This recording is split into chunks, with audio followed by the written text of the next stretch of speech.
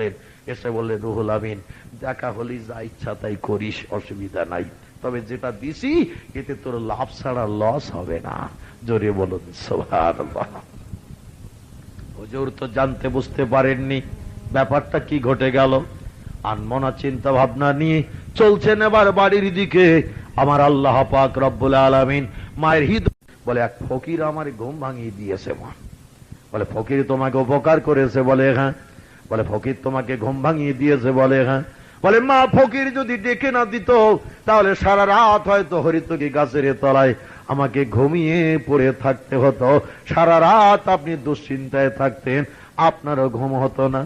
মা ডেকে বলছে, বাবা তুমি কথা বলছো আমার সামনে দাঁড়িয়ে, তোমার গাল দিয়ে আতরের গন্ধ কেন আমার নাকে লাগে? আল্লামা হুজুর বলছে, আল্লাহ রেহাই নেই, মনে করছিলাম থুতুর কথা বলবো না, কিন্তু মা বলছে আতরের গন্ধ লাগছে কেন নাকে হারা? আল্লামা রুহুল আমিন বলে, মা আল্লাহর কোরআন বুকে বাঁধা, মিথ্যা কথা বলবো না। ওই ফকির আমারে খাবার দেবে বলেছিল মা, আমি বললাম হাতে দাও। ফকির বলল 2 রকম সব নেব, গাল হা কর। আমি কিছুতে হা করব না, বারবার বলি হাতে দাও। ফকির বলল যত দেরি করবি বাড়ি যেতে রাত হয়ে যাবে, তাই বাধ্য হয়ে সেই চিন্তায় আমি একটু হা করেছিলাম। বলে তারপর কলা দিল না আপেল দিল না নাশপাতি না আঙুর দিল, কি দিল তো রেহারা, না রুটি টুটি দিয়েছিল শুকনো? বলে মা থুতু দেশে এক গাল। মা বলছে ফকির তোকে এইভাবে অপমান করেছে? বলে হ্যাঁ, খাবার দেবে বলেছিল শেষে দিয়েছে থুতু। বলে তারপর? বলে আমি ফেলে দেব, ফকির আমার মাথার দাড়ি এমন করে চেপে ধরেছে, কিছুতেই থুতু ফেলতে দিল না, ঢোকনা গেলা পর্যন্ত ছাড়লো না। গিলে যেই খেয়ে নিয়েছি ফকির মাথা ছেড়ে দিয়েছে, দিয়ে বলল বাড়ি যা। তবে মা আমি ফকিরের বলে এসেছি, নারায়ণপুরে যদি কোনোদিন পাই, টাকিতে যদি কোনোদিন পাই, সৎপুরে যদি কোনোদিন রাস্তায় তোরে দেখি, সেদিন থুতু খাওয়ানোর স্বাদ মিটিয়ে দেব। ফকির আমার কথা শুনে একটু মুস্কি হাসিতে বলেছে, এতে তোর লস হবে না লাভ হবে। মা এই হয়েছে ঘটনা।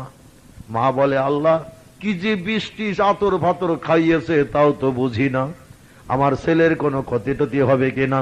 পরের দিন সকালবেলা উঁচু করিয়ে জামা কাপড় পরিয়ে দিয়ে আল্লাহর কোরআন বুকে বেঁধে দিয়ে বলল, যা বাবা ওই সুফি সাহেবের কাছে কোরআনের তালিমটা নিয়ে আয়। ভাইজান ত্রিমোহনীর গোপাল খান মসজিদে এসে জোহরের নামাজ বাদ কোরআনের তালিম শুরু করেছেন। অন্যান্য বাচ্চাদের পাশাপাশি বসে অন্যান্য বাচ্চারা কোরআনের দর্শ মুখস্থ করছে।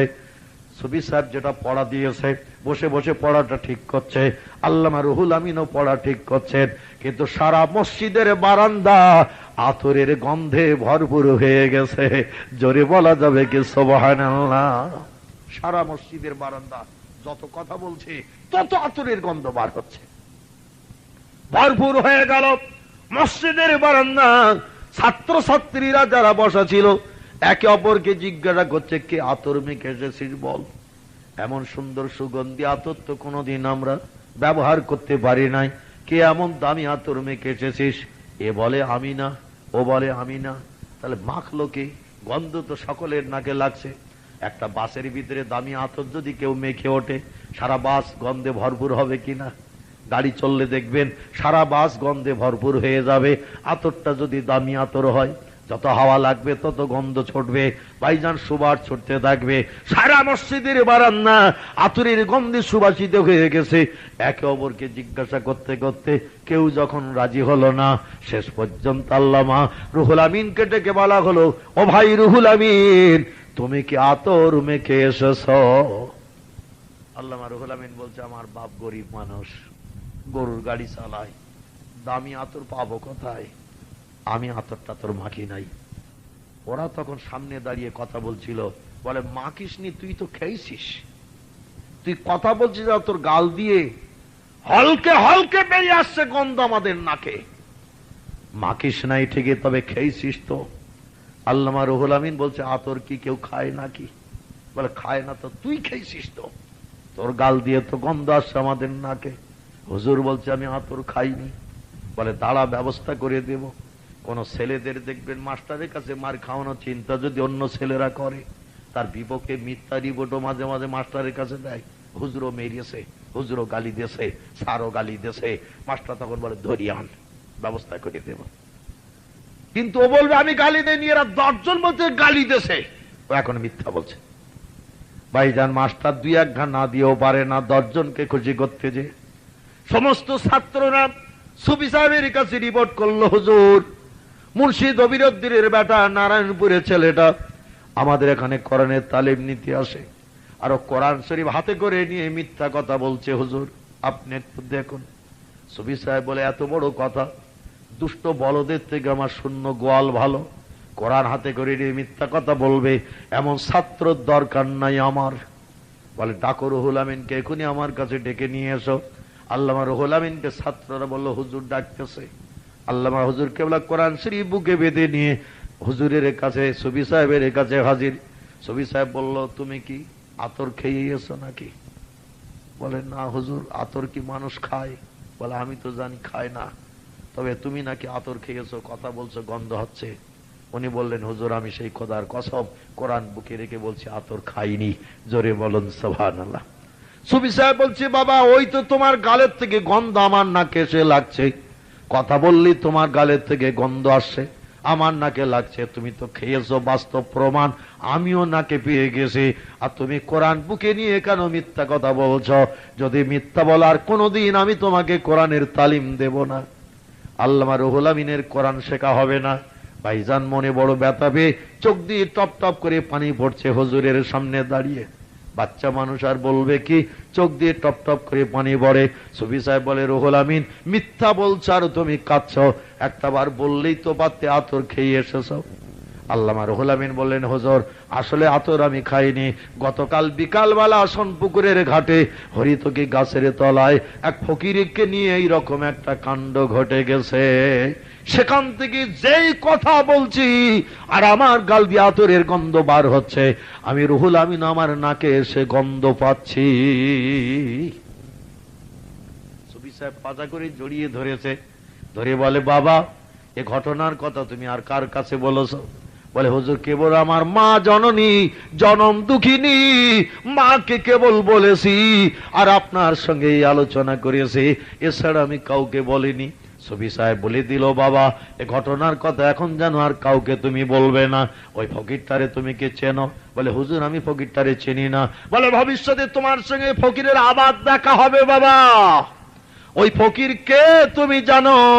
আল্লামা রুহুল আমিন বলেন হুজুর আমি চিনি না, কোনদিন রাস্তাঘাটে তার ফকিরগিরি করতে দেখি নাই। বলে ফকিরের নাম হযরতে খিজির আলাইহিস সালাম। আল্লাহ রহম হয়েছে তোমার উপরে, ইলমে লাদুন্নি থুতু দিয়েছে তোমার গালে। যে জিনিস একবার তুমি চোখে দেখবে, যে কথা একবার কানে শুনবে, আজকের থেকে জীবনে আর কোনোদিন তুমি ভুলবে না। খুব তাড়াতাড়ি তুমি কোরআনের হাফেজ হয়ে যাবে, আর পরবর্তীতে আল্লাহ এত বড় আলেম তোমাকে বানিয়ে দিয়ে দেবে, সমাজের মানুষ তোমার দ্বারা উপকৃত হবে, তুমি হবে বাংলার কীর্তি সন্তান। একটু জোরে বলুন সুবহানাল্লাহ। অল্প কয়েকদিনের ভিতরে সুফি সাহেবের কাছে যে পড়াটা একবার শোনে সঙ্গে সঙ্গে মুখস্থ হয়ে যায়, অল্প দিনের ভিতরে কোরআন শরীফ পূর্ণ মুখস্থ হয়ে গেল। এবার তার পিতা মুন্সি দবিরউদ্দিন সাহেব চিন্তা ভাবনা নিলেন, ছেলের তো কোরআনের হেফজ হয়ে গেছে, হাফেজ হয়ে গেছে, তাকে একটু দ্বীনি শিক্ষার প্রয়োজন। তখন এলাকায় কোনো মাদ্রাসা ছিল না, তাই তাকে নারায়ণপুর থেকে আল্লামা রুহুল আমিন রাহমাতুল্লাহ আলাইহিকে কলিকাতা আলিয়া মাদ্রাসায় ভর্তি করে দেয়া হলো। আলিয়া মাদ্রাসায় তিনি ভর্তি হলেন, 6 বছর ওখানে পড়াশোনা করেছিলেন। আলিয়া মাদ্রাসার লাস্ট ক্লাস ছিল জামাতে উলা। কি নাম বললাম? জামাতে উলা ছিল লাস্ট ক্লাস।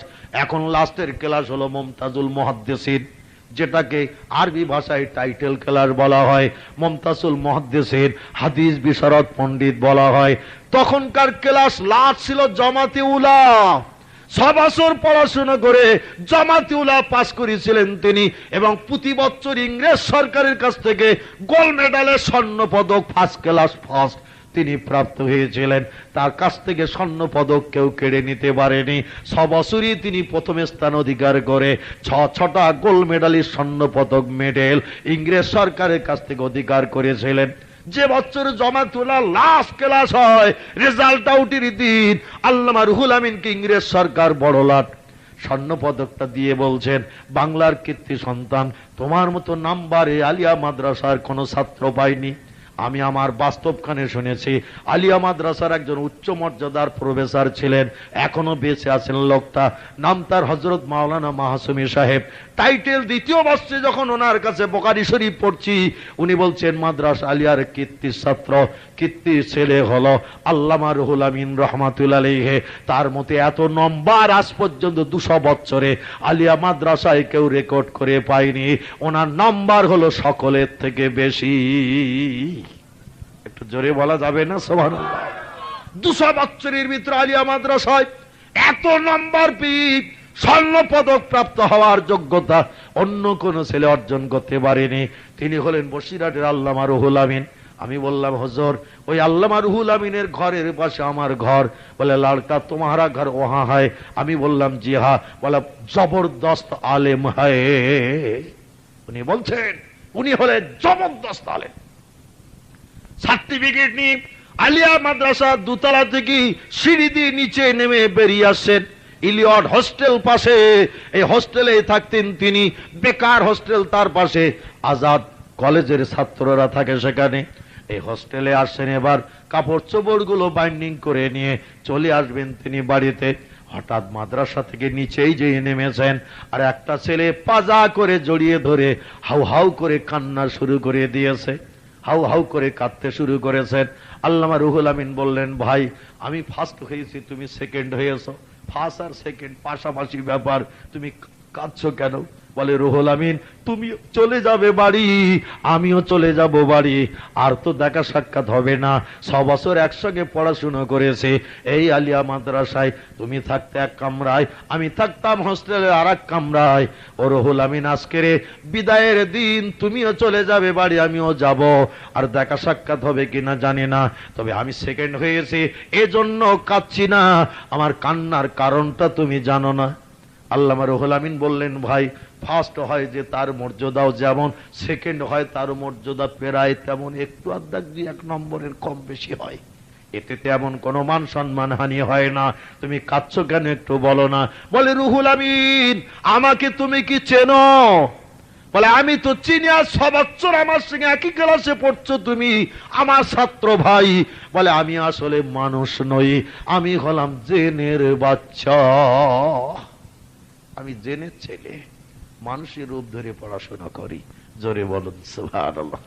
রে রুহুল আমিন, আমি জেনের বাচ্চা, মানুষের রূপ ধরে আলিয়া মাদ্রাসায় পড়ছি, তবে আমার জীবনের বড় শখ ছিল একটা বছর অন্তত গোল্ড মেডালের স্বর্ণ পদক তোমার কাছ থেকে ছিনিয়ে আমি গলায় দিয়ে বাড়ি যাব। কিন্তু তকদির মন্দ, ভাগ্য খারাপ, আমার নসিবে জুটলো না, 6টা মেডেলে তুমি নিয়ে নিয়েছ। বাড়ি যে আমি আমার বাপ মায়ের কাছে কি মুখ দেখাবো রুহুল আমিন? আমি অনেক চেষ্টা করেছি তোমার কাছ থেকে গোল্ড মেডেলিস্ট ছিনিয়ে নিয়ে আমার গলায় পরিধান করার, কিন্তু আমার পরিশ্রমটাই বেকার হয়ে গেছে। আল্লামা রুহুল আমিন বললেন, ভাই তুমি জেনের বাচ্চা তা তো আমি জানি না, তুমি কি পরিশ্রম করেছো গোল্ড মেডালিস্ট আমার কাছ থেকে হাতিয়ে নিতে, একটু বলবে কি, আমি শুনবো। বলো, রুহুল আমিন একটু সাইডে সরে এসো, তাহলে আমার জীবনের গল্পটা তোমার সঙ্গে বলি। বলে, রুহুল আমিন তুমিও পরীক্ষার দিন পরীক্ষা দাও, আমিও পরীক্ষার দিন পরীক্ষা দিই, তুমি পরীক্ষার খাতায় লেখো নিজের ব্রেন মগজ ধোলাই করে, আর আমি পরীক্ষার খাতা শুধু নাম সই করে খালি জমা দিই। আমি পরীক্ষার খাতায় কিছু লিখি না, কারণ লিখলে ভুলভাল হতেই পারে, নাম্বার কম হবে।